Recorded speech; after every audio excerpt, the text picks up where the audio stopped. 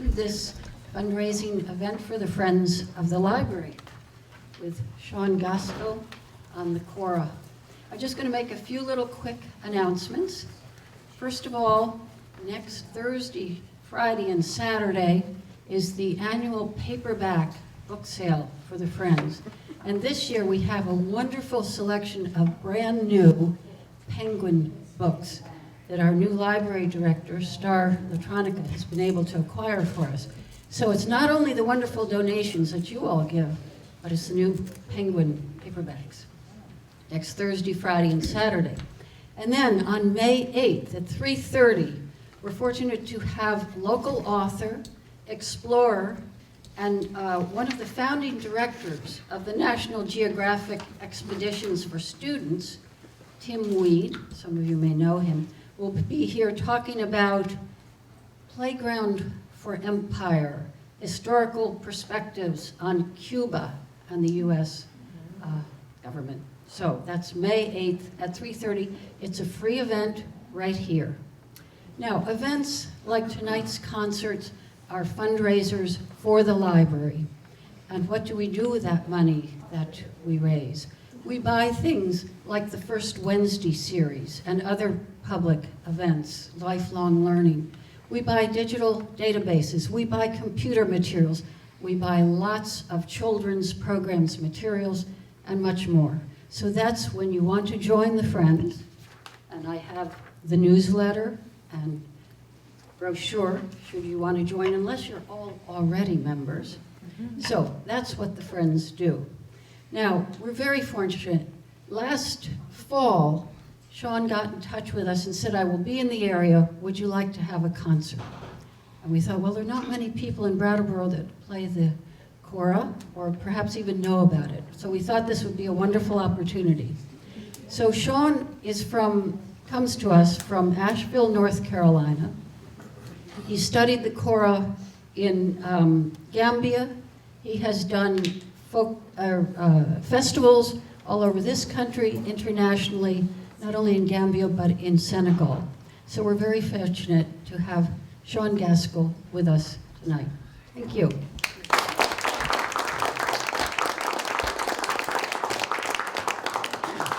Good evening, everybody.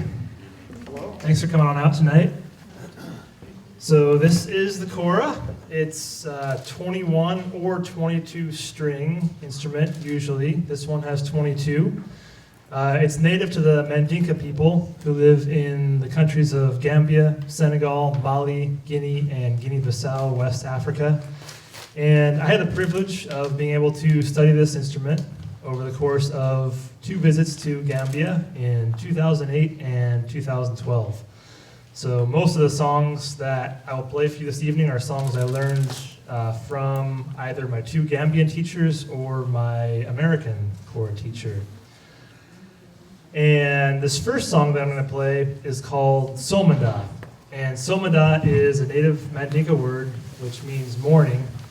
And I was inspired to write this song over the course of multiple mornings in 2014 when I was getting up very early in the morning, approximately 4:45 a.m., 4 days out of the week, 6 months out of that year, to do trail maintenance work in the Great Smoky Mountains National Park, just outside of Asheville, where I currently live. Somanda.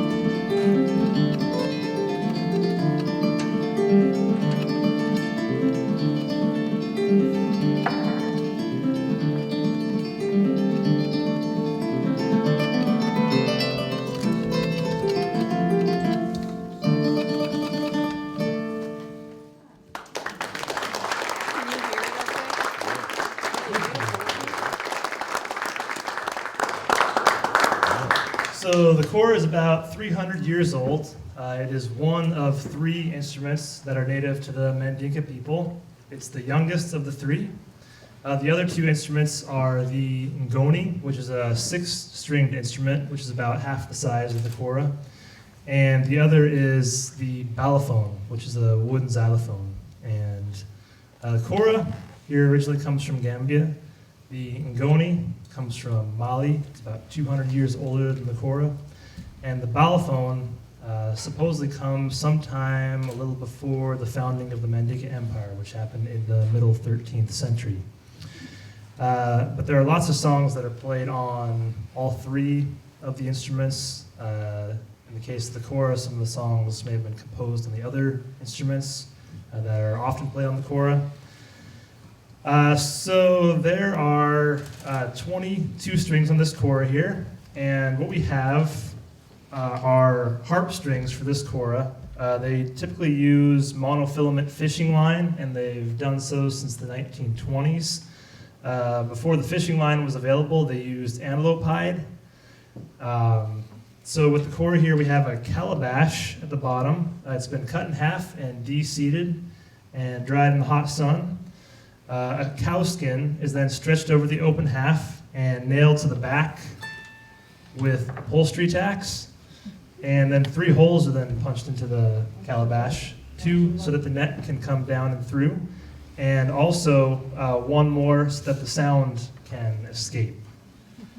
And the neck is being held in place by the tension of each of the strings that I'm plucking, which on this kora have their own individual tuning peg. They then come down to the bridge, which keep them away from the skin, and are then tied off onto these white nylon anchor strings. Thanks. So the white nylon anchor strings are then wrapped around an iron ring, which is then bored through the bottom of the neck and secured with a nut and washer. And the way that they get that iron ring through is to heat it up in an open fire for about 5 or 10 minutes at a time. They'll then bore it through the neck. They'll usually have to bore a little bit out after heating it up each time about 6 or 7 times simultaneously until they can get it all the way through. And then once it's through, the kora maker will take the ring to a metalsmith who will then cut out a little threading pattern in the end and put a washer on and screw a nut around it. And that's how everything's held together. Some of the differences between this kora, which is non-traditional, and a traditional kora are this non-traditional kora has an elk skin. It was actually made in the United States by a friend of my first kora teacher, Kane Mathis. And so the cow skin is usually what's used for the traditional kora. And so the neck of this kora is made of paduk, the tuning pegs, the 2 handlebars, the bridge, and the cross piece right here are all made of Honduras mahogany. Whereas on the traditional kora in Gambia, they mainly use kano, which is a native tree to the region. And the traditional koras do not use tuning pegs. They use tuning rings that are known as kanso, and there's no English term for them. And the kanso are basically excess cowhide that has been cut off of the cowhide that's stretched over the calabash. So once they have that on all nice and tightly and nailed in with the upholstery tacks, they'll take a knife and go all the way around the circle of the tacks, and they will cut thin strips of that hide about that long by maybe ½ an inch wide or so, and they'll wrap them around the neck, and the number of kanso that they use is going to be the exact same number of strings that they want on the kora. And so once they have 21 or 22 kanso around the neck, they'll let them dry in the sun on the neck for anywhere between a week and 2 weeks. And then they will create some space between the kanso and the neck so that they can put each of the strings through. They'll wrap each string through about 4 to 5 times. Usually they'll tie it off with a square knot or a double knot. And then in order to tune the strings, you would then have to push the kanso up the neck to tune the strings higher, or push them down to tune the strings lower. So it's a bit different than what you see here. So throughout the rest of the program, I'm going to talk a little bit between songs about the history of the kora, who typically plays it, where, when, and why, and how I got interested in the kora and began playing it. And then towards the end of the program, there will be some time for Q&A.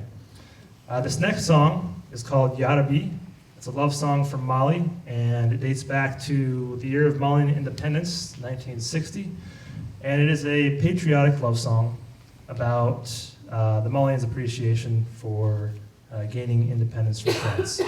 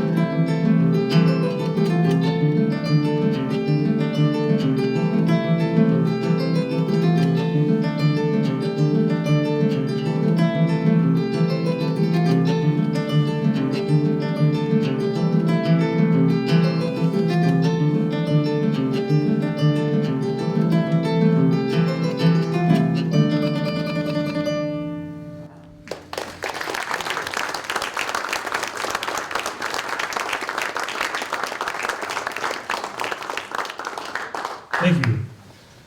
So the kora is played by people in Mandinka society who are known as griots, Griots. And griots are historians. And the kora is culturally significant because it's used as a medium for the griots to be able to tell people about their history, dating all the way back to the founding of the Mandinka Empire in the 13th century, through song. And that's one of the main mediums they use to tell about their history, is through music. And so there's a few different types of scenarios that you'll see the kora being played at in West Africa. And the music that's played on the kora is oftentimes about people who helped fight battles to expand the empire, dating all the way back to its founding. There are songs that are named after political leaders who are very important during certain times, from presidents to senatorial members, all the way down to cabinet members, regional leaders, and village leaders. And so the three types of events that you would see the kora played at are one, might be a small gathering at the family compound of the griot. They'd have some friends over, and people would just be hanging out for maybe 2 or 3 hours. And there would just be some traditional songs played. You might see 1, 2, or 3 koras together. You might see the ngoni and the balafon being played with the kora. Traditionally, the kora would be played by a man while his wife sang, and the kora would be tuned to his wife's voice to bring out the best qualities in her voice. But no matter what the event is, it's always expected within their society that the griot should be paid for what they're doing. Because the ability to tell of the history is regarded so highly there, and just people give them so much respect for it. And so if it were like a small gathering inside of the family's compound, you might see people walking up at some point during the evening and putting money inside the calabash of the kora player. And I'm totally not suggesting you to do that, but you would see that if you were in Gambia. In the case of a larger event, there's 2 of them that you would often see the kora in, and those are weddings and naming ceremonies. And at the weddings, the music would occur after the actual wedding event. And with the naming ceremonies, those take place exactly 1 week after the child is born. And it's a ceremony that lasts about 2 or 3 hours, and all of the extended family of the baby and lots of friends come over to the extended family compound where the mother grew up. So if she left the compound at some point to live with her husband, they would come back to the compound where she grew up, and they would have the service. And lots of praise would be said for the baby throughout the entire event. And you would see usually a griot kind of leading the ceremony, and he might have a bullhorn, and in the native Mandinka language, he'd be saying praise to the baby, and he might have like 1 or 2 people standing next to him, and and telling him words that he would then just turn right around and say into the bullhorn for everyone to see, to hear. And so at the end of that ceremony, the name is determined communally by the people that are there. And then there's a big feast afterwards and music that will go sometimes until 1, 2, or 3 a.m. And so at those events, both the wedding ceremony and the naming ceremony, you would usually see the kora played as the lead instrument of a band with other Western instruments such as electric guitars, bass, drums, keyboards. There's more, but that's what I saw when I was there. And for those, you would usually see a large empty 5-gallon water tub that would sit out in front of the band, and people would be coming up throughout the entire evening and putting money into the water tub. And usually what got that process started was when the band would be playing a traditional song about someone who was very important, and they might be playing the melody for a good 5 to 10 minutes, and you could just watch the lead kora player, and he would, he'd just kind of be feeling out his band essentially and making sure they got into a good groove. And once they did, then he would start singing, and the lyrics would oftentimes be very improvisational. So he can kind of just say whatever he wants to, but it's usually going to be praise about the person who the song's for. So he'd do that for a while and stop singing. And then what I noticed is that he would then start singing about the family lineage of this person, in essence, the direct descendants of this person.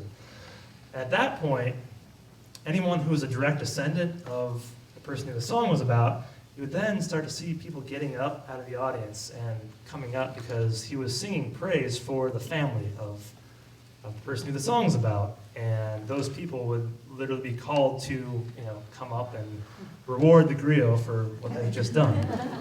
And so you'd see maybe 2 or 3 people come up to the front of the band and start putting money in. They might be dancing and having a good time. And they would go back into the audience for a while, and then you might see 5 or 6 more people come up a little later, and then they would go back and bring some more of their friends, and exponentially throughout the rest of the evening, people would be coming up, and sometimes you would see up to 100 or 150 people up dancing towards the end of the night. This next song is called Mali Sajo, and Mali is the country that it's from. Sajo means hippopotamus, and this story comes from the southwestern region of Mali, known as Bafulabe, and it's a story from some folk tradition out there in Bafulabe that tells a story of a woman who fell in love with a hippopotamus, but the hippopotamus was tragically killed by a hunter.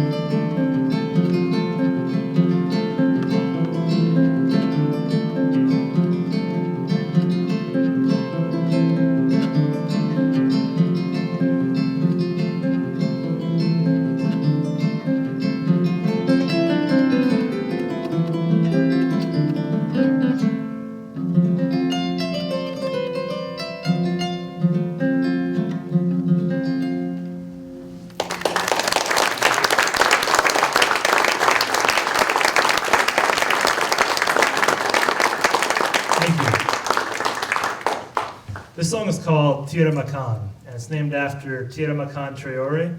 He was a general in the army of Sunjata Keita way back in the mid-13th century, and he helped fight some of the very first battles that helped the Mande Empire start their expansion from Mali out towards the other countries of Senegal, Gambia, Guinea and Ginea Bissau. And more particularly, the song is about how the enemy tried to pierce Tira Makan with a sword, but they did not succeed. And there is a call and response singing that goes along with this song, and I want you to sing the response line with me. So what you are going to be saying in the Bambara language, which is mainly spoken in Mali, it means, in English, it means the enemy did not succeed at piercing Tira Makan. And so you only need to say 3 words to get that across. So please say after me each of the 3 words. Please say Susa. Susa.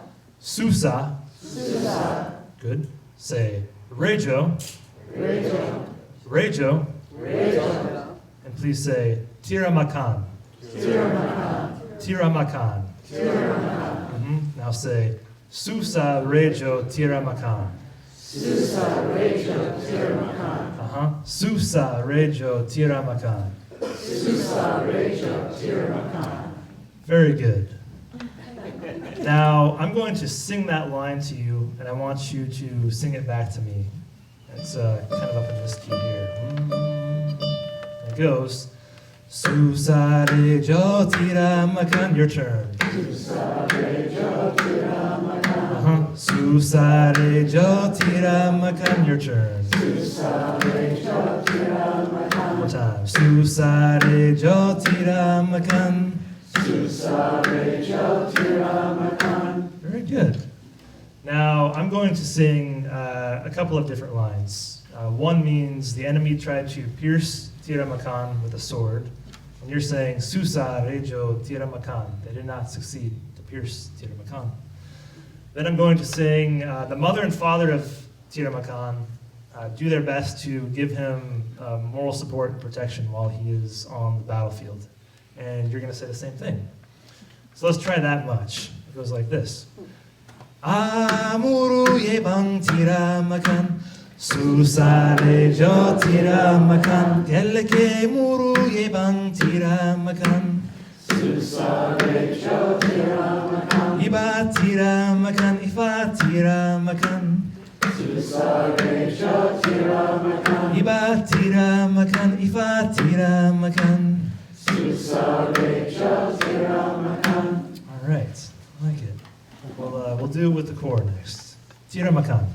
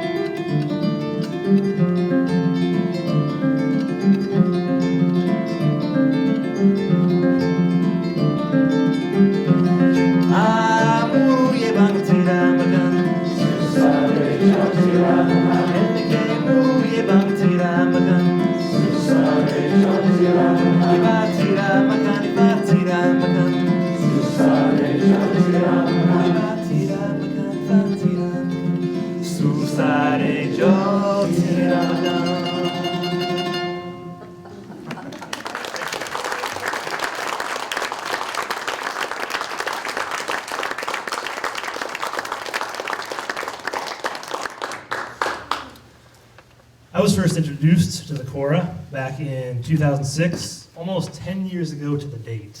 And I literally stumbled across it when my dad invited me to a small folk festival in my hometown of Olympia, Washington, which is about an hour south of Seattle. And there was an American Kora player. That was the featured act of that evening, and he lived in Seattle. His name was Kane Mathis. And he brought down with him from Seattle that night a bass guitar player and a djembe player. And for those of you who might not be familiar, a djembe is a hand drum from West Africa, from the same region that the Kora is from. And it's become very popular here in the States. And so the three of them just blew my mind. And I wanted to learn how to play after that experience. And so 2 weeks after I saw that performance, I went up to Seattle and saw Kane perform again with the same trio. And I was able to catch him after a show and talk to him a little bit. And at the end of the conversation, I figured out that he was willing to teach me at his home in Seattle. I just needed to figure out where to get a Kora. It's not something you can just walk into a music store and find. So Kane knew of a friend in Fort Worth, Texas, who knew of a guy near Ellsworth, Maine, who he thought might have just gotten back from the Gambia.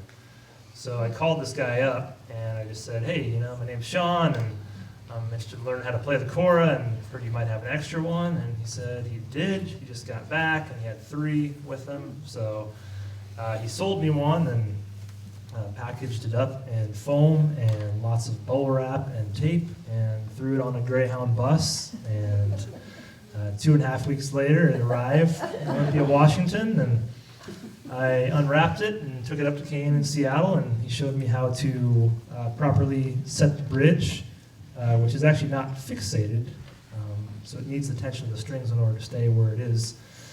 So he showed me how to set that and then tune all the strings individually, and that was the first lesson in and of itself. I went back a couple weeks later for my first musical lesson, and I took lessons with Kane about once per month for the first year that I played. And that led up to January of 2008, which is when I took my first trip to Gambia to study with a host family of griots. I had two teachers. My primary teacher was Moriba Kuyate, and he was the adopted son of Malami Jabate, who was my secondary teacher. And so I was there for 3.5 months in 2008, and for an additional 6 weeks in 2012. And my first trip was through an individual study contract that I was granted through my school. I'd taken 2 years off of school to work and save up some money, and went back in January of 2008 and got 2 faculty members to sign off on my contract and one of the deans, and away I went to Gambia. And so for both visits, I received lessons anywhere between, 4 and 10 hours per day. And so a day in the Gambia was pretty interesting because it didn't really follow the same kind of time structure that we do here, so rigidly in a sense. So a day would start typically between 9 and noon, and that would really depend on whether or not the band, which had 4 of the family members that I lived with in it, and so they would play at a lot of these weddings and naming ceremonies and that sort of thing. And so if they had a program, we wouldn't usually get back until 2 or 3 a.m.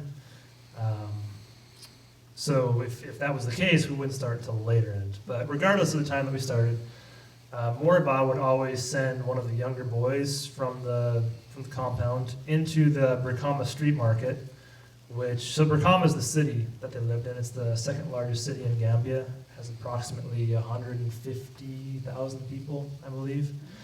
And so the street market just had all sorts of food vendors, craft vendors, you name it. It was packed in there of vendors and artists and all those sorts.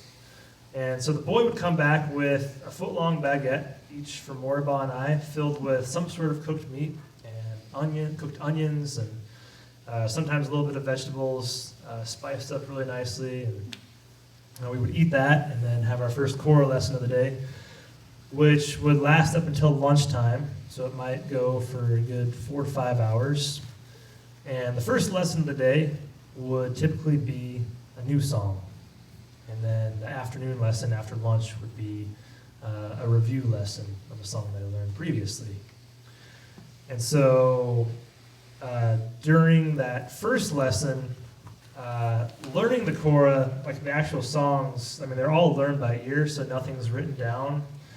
And so Moriba would teach me a basic melody, and usually I would pick that up pretty quickly, and I'd want to learn, some of the improvisation that he might be doing at the time. So, once I had the melody, I would stop him and I would ask him, "Hey, I'm interested to learn, what you're doing there." And he kind of gave me this puzzled look, and he was just like, "Oh, that's me though. You'll play what you want to," and because it's encouraged highly that whoever's playing the instrument gives it their own improvisation on top of the melody. In fact, they can even alter the melody a little bit to kind of cater towards their own interests. I mean, even these songs that are 300, 400, 500 years old, they just say, as long as it's legit and we consider it's the song, just improvise to your heart's content.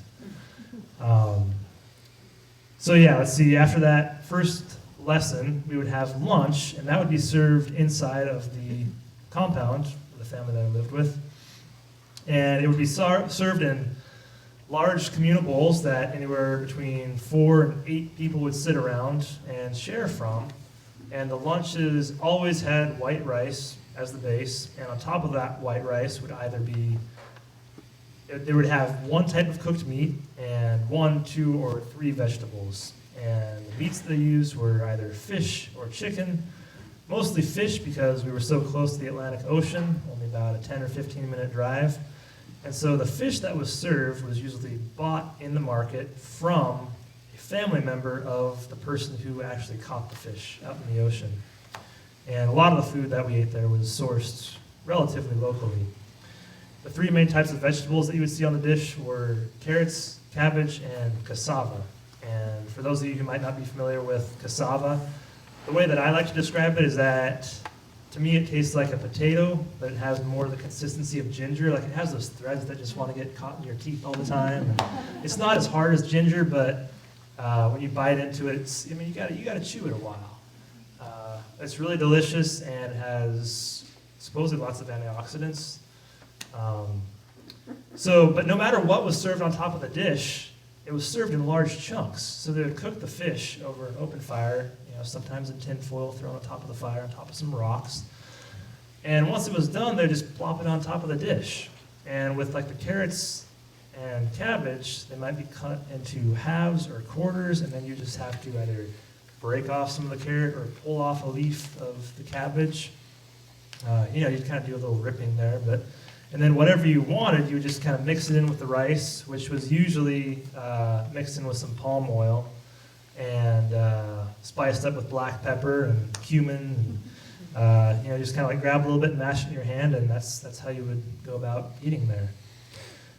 After the lunch, we would go into our second Kora lesson, usually another 2-3 hours, and then after that, if the family band had a program, we would gear up towards that and start loading up their Winnebago with all of the instruments. So the Winnebagos, they fit maybe 12 or 15 people inside of, and they had like these school bus style seats that maybe 3 or 4 people could sit in a row together. So they could fit that many people, plus all the guitars in the cabin, and then all the heavier things like the drums, they would tie on top of the van. And there was like it wasn't like a bike rack, but it was a pretty large rack with a rim around the entire top of the Winnebago, and everything stayed in. You just had to tie it down nice and tight. If there was not a program that evening, Morba and I would usually walk into the market in Brikama and get dinner from one of the street vendors. There's all sorts of different options, some that were kind of similar to what I ate for breakfast, a little variation. That's usually what I ended up going for. And then after that, we would come back to the compound and play a little bit of Kora informally, not so much as a lesson format. Some other people from the family might join in with us in playing or singing. And then Malamini, my secondary teacher, would get home from his day job at about 9:30 or so, maybe 10 at the latest. And dinner would be served to him by his wife, and there would be a radio program on the national station in Gambia that would always feature a Kora player between 10 and 11. And if I was around, I would listen with him. And after that, come the 11 o'clock hour, that was my one time to have a lesson with him. And to me, that was, I mean, granted, I only got to do it maybe 2 or 3 times a week because I was always away with the band for a good part of the week for their programs. That was one of the most special times about being in Gambia because Malamini, while he did pass away in 2013, unfortunately, he was one of the few elder Kora players remaining, and he had a very distinct style of Kora playing, mainly because he played songs that were about people who were strictly significant to the Gambia and the Mandinka people in the Gambia. And his influence was more from just listening to others around him from a very young age.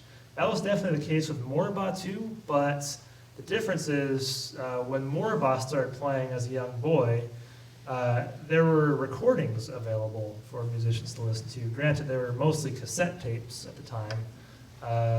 There were recordings of people from all over West Africa, and so he had like, the influence of people from hundreds of miles away, whereas Malamini didn't really in that sense. So we got the best of both sides.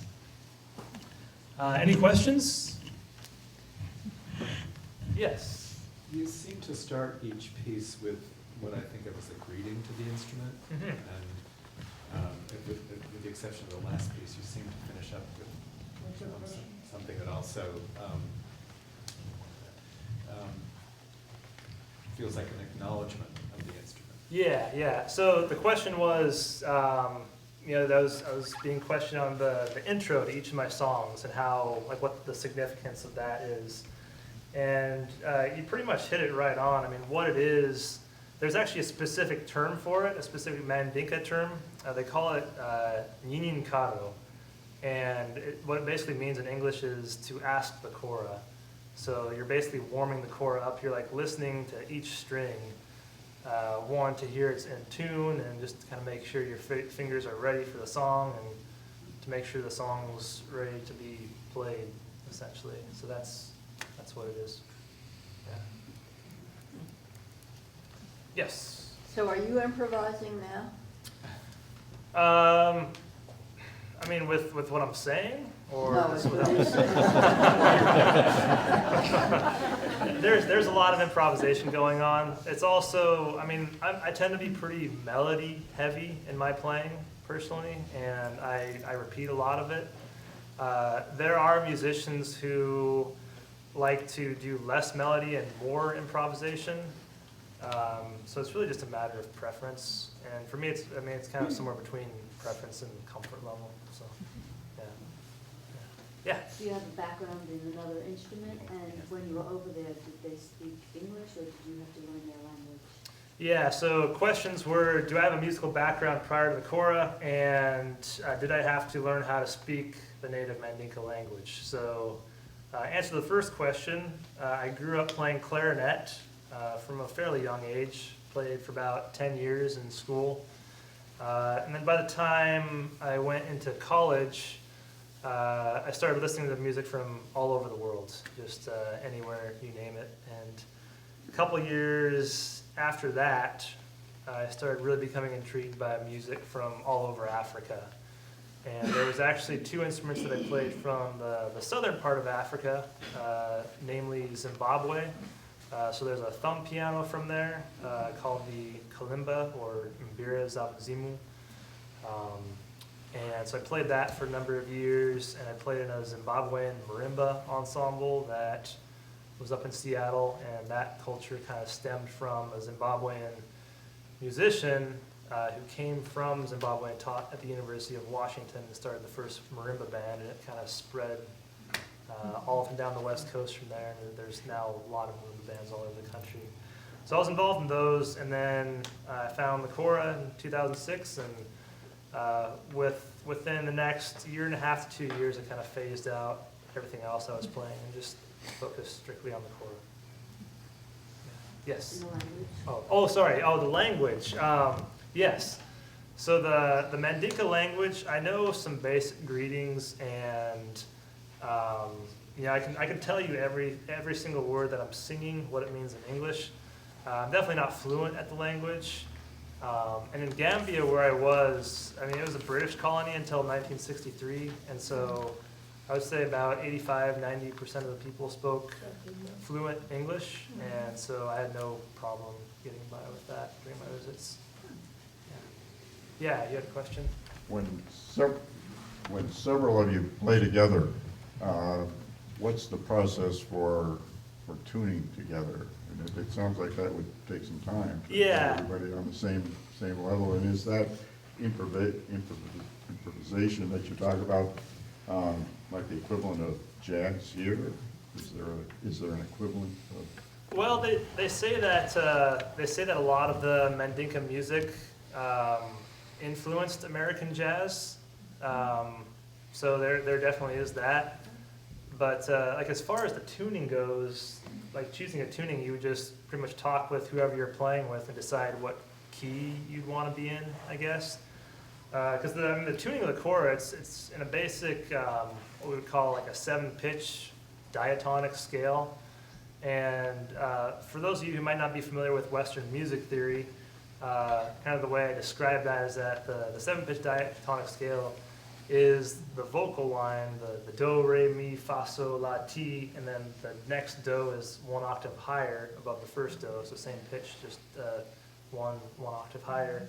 And so that's the tuning that the Kora is in, similar to how a guitar or piano or a lot of other instruments that we've probably all heard here. So you just need to decide that, and usually be like one person says like, okay, we're gonna tune to this one here, and then the others would just tune to that just by ear. Some people use tuners, some don't. So yeah. Is every string a different pitch? Is every string a different pitch? Yes. Yeah. So there's no fretting at all. It's all open plucking. And so this having 22 strings, the lowest notes in the Kora are closest to me as the Kora sits, and the highest strings are furthest away from me. The lowest notes are usually played with my thumbs, and the highest notes are usually played with my index fingers. So there's only 4 fingers that play. And I'll kind of walk you up the scale here just so you can kind of see how it progresses. So the lowest 4 notes are on the left side of the bridge, closest to me. So that's 1, 2, 3, 4. And after those 4, you can then alternate with a right digit and a left digit and a right digit as you work your way further away from you. And then that's like the high F right there, so that's the dominant pitch. And there's above that high F, there's 2 more notes. And that's all 22 strings. Yeah. Plus the extra bass one, which I didn't hit. But anytime you add more than 21 strings, it's always an extra bass note. You have a board? Sorry? You have a board? No, I've never seen it bowed by anyone. Yeah. Yeah. Is there any, it seems like everything that you do is arpeggiated, as opposed to, sort of a strumming motion, or even something where you just pluck a chord and let the chord resonate for a while. Right. Yeah, it's all like, it's not prescribed, so to speak of. I guess that's just the way, I learned from my teachers. It's kind of similar to their style, but everyone's a little bit different. Some people do like to focus on chords, and that all kind of has to do with how much melody you're playing and how much improvisation you want to do. So that all influences that as well. Yeah. Any other questions? What are the strings made of? The strings are, so these are harp strings. You can get these from most music stores, but they typically use monofilament fishing line for the traditional choras. And before that was available, they used antelope hide. Yep. Yes? How popular an instrument is that here in the States? Yeah, how popular is the instrument here in the States? Okay, more than you? I would say between American Kora students and expatriates from the West African countries where it's from, there's probably anywhere between 30 and 40 people that play in the States. Yeah. But over there in the countries where it's from, I mean, the Kora to the people there is like the guitar is to us. So everyone knows what it is. I mean, not everyone plays it, but everyone just like automatically knows what it is. So, yeah. Does it seem to be increasing in popularity, or? Here, yeah. Yeah. I would absolutely say so. Yeah. It's a beautiful instrument. Thank you. Yeah. How much do they cost? How much do they cost? When you're in West Africa, most things you kind of negotiate a price for, and I generally found anywhere between, 150 and 250 is what I would pay for a Kora. Wow. Yeah. All right. Oh, yes. Yes, is the Kora and the other instruments that you mentioned earlier, Sean, included in with orchestras that are playing other cultured music? In other words, Western music in Philadelphia Orchestra, if you will, Yeah. would a Kora be included in any of those performances? Yeah, absolutely. Yeah, there's quite a few West Africans who have collaborated with very well-known musicians. A couple that I can think of, Fode Musa Suso, Gambian Kora player, and Herbie Hancock. The same Fode Musa Suso and Don Cherry. Tumani Jabate, and you name it, popular musician, Bjork. Just all sorts of, Ry Cooder has done some stuff with Tumani. And all those recordings are out there, so definitely go, type those names in and find some. It's really good stuff. Yeah, you had a question? I just wonder if, in the countries you were in and the families you stayed with, do Kora players tend to be in certain families? In other words, do the family hand it down? Yeah, so our Koras, the question is, are Koras played by particular families traditionally? Yes, yeah, they are. So there's usually, I think four of the four family names essentially that play the Kora. The four that I know of at least are the Jabates, the Contes, the Sissokos or Susos, which is essentially it's the same name, which is pronounced differently, whichever region that you're in. And then there are the Kuyates, who are primarily balafon players, but there's a lot of them that play Kora as well. So traditionally, but there's people from all sorts of families now that play. Yeah. Yes. Kadamo Sissoko lived in Brattleboro for quite a while for the Sissoko family. Oh, no kidding. In Senegal. Oh, wow. His family is synonymous with the. Yeah. Yeah. Nice. It was Kadamo Sissoko? Yeah. Kadamo Sissoko is, I believe, Malian. No, he's from It's from Senegal, yeah. Senegalese Kora player, used to live here in town. So, yeah. There seems to be a lot more music than there is words. And I hear a lot of repetition. It almost reminds me of Philip Glass or something actually very modern and Yeah, yeah. Western. Could you comment on that? Yeah, again, that's just kind of a stylistic preference, if you will. It's totally non-prescribed. I mean, I'm just melody heavy for sure. And over there, though, I would say you would hear it being repeated quite a bit too. Like even at these weddings and naming ceremonies, like even in these small family gatherings, you might hear a song played for 20 to 30 minutes, and like people are just coming in and out with the vocals. Sometimes the musician themselves, sometimes a second party like the wife of the kora player or a friend will just kind of jump in and start singing, and they'll be the highlight for a while the music's more background. So I mean, you'll see all of that, and there's not really one time or another where it's like the rule that you have to do this or this at a certain time. It's all kind of free flowing. So, yeah, good question. Yeah.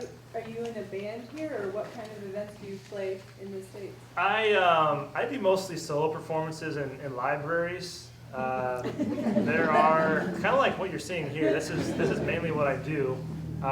Occasionally, I do play with other musicians. I should say, and some of the instruments that I've played with are guitars, flute, and calabash percussion. And I actually had played with a calabash percussionist a lot back in Washington State, and essentially he played this without the cow skin, and he set the rim like on the ground or on the table, and he wore like 2 or 3 rings, and he would just, with the fists, you get the bass notes, and then you'd get a few different sounds with each of the rings, and it was a lot of fun. So, one more question, anybody? One more? All right. Oh, yeah. Yeah, do you play with groups here, or no, you just said it mostly solo? Yeah, mostly solo. It really depends on the region. Like if I go to an area where I know a musician, like sometimes I'll go on tour with someone, but a lot of times it's just solo. So. Is it all over the United States, or just Yeah, it's mostly here on the East Coast, just because I'm based in Asheville, North Carolina now. Oh yeah. But occasionally I'll go to the West Coast, and so it just depends. Yeah. Do you charge a lot? Oh, We have a very small library in northern Vermont. Oh, nice. This would be a wonderful program. I just wondered. Yeah, come talk to me after I will. the show. Yeah. Thanks. Camaraderie culture. So I wanted to thank you all for coming out this evening. I'm gonna wrap it up with one more song. And before I do, I wanted to let you know that I do have CDs available. It's a recording that I did about 4 years ago, and some of the songs that I played tonight are on there. The CDs are $10, and there's a briefcase off to my right, far right, on the table over there with a plastic tub that you can put cash into. It's not 5 gallons or anything like that. But, if you need change, let me know. And also I have an email list on that same table, so should I be here on Brattleboro again, and you want to sign up for my lists, I will let you know when I'm back. This last song is called Kuruntu Khalifa. Actually, it's going to be 2 songs combined into one. Now, the first song is Kuruntu Khalifa. It's named after Khalifa Sane, and he was important because he helped move the Mande Empire into the Gambia sometime between the middle and late 1600s. And the second song is called Jato, and Jato in Mandinka means lion, and it's dedicated to the lion as a species who are very fierce, and you must take with caution.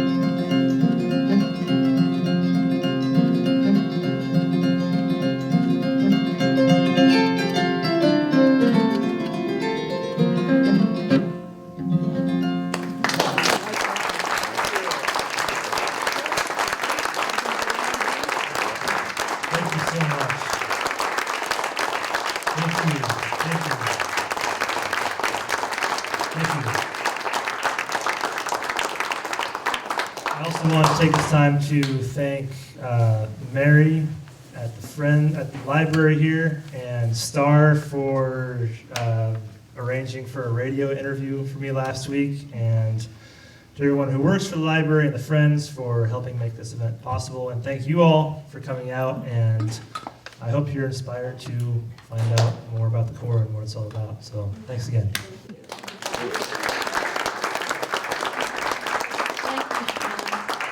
And Star Latronica, our new director, would like to say a word. Well, I want to say thank you to all the wonderful friends that are here, and of course Jerry's here too, so I know you'll want to say hi to him. But also many thanks to Jim Brisson, who did the most beautiful posters for this event, and we're so lucky. Everywhere I went in town, I see those posters. So thank you for supporting the Friends. The Friends do wonderful work for us here at the library, and come on out and buy a lot of books at the book sale. Thank you, everybody.